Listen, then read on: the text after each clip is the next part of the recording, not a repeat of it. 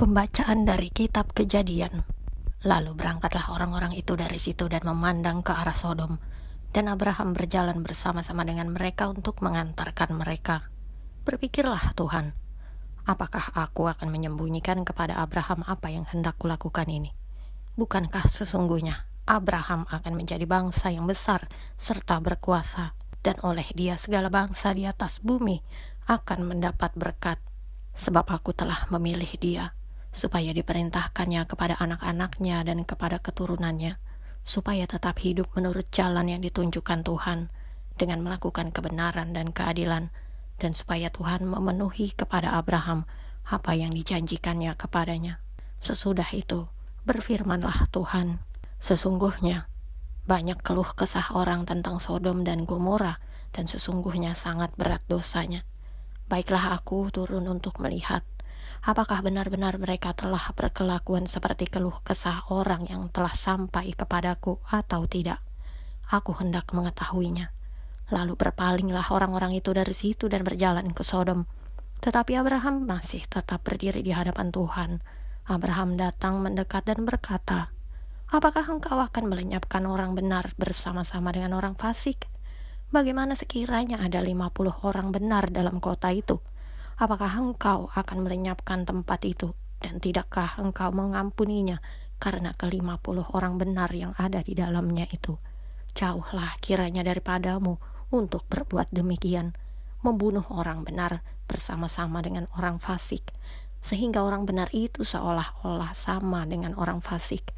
Jauhlah kiranya yang demikian daripadamu. Masakan hakim segenap bumi tidak menghukum dengan adil?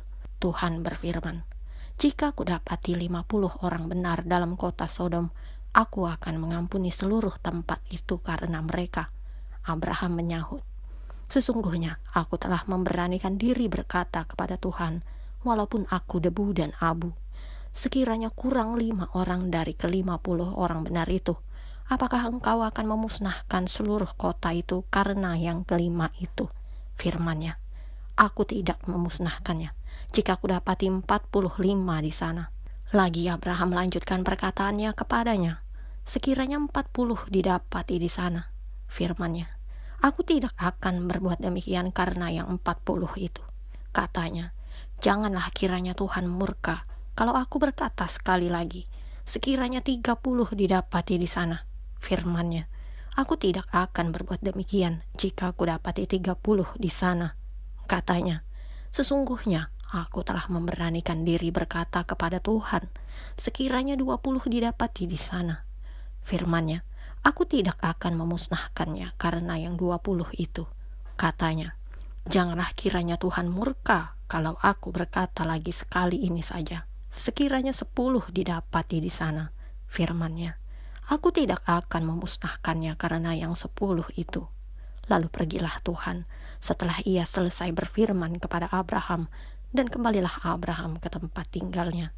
Demikianlah sabda Tuhan. Bacaan Injil menurut Santo Matius. Ketika Yesus melihat orang banyak mengelilinginya, ia menyuruh bertolak ke seberang. Lalu datanglah seorang ahli Taurat dan berkata kepadanya, Guru, aku akan mengikut engkau kemana saja engkau pergi. Yesus berkata kepadanya, serigala mempunyai liang dan burung mempunyai sarang, tetapi anak manusia tidak mempunyai tempat untuk meletakkan kepalanya. Seorang lain, yaitu salah seorang muridnya, berkata kepadanya, Tuhan, izinkanlah aku pergi dahulu menguburkan ayahku. Tetapi Yesus berkata kepadanya, ikutlah aku, dan biarlah orang-orang mati menguburkan orang-orang mati mereka. Demikianlah Injil Tuhan.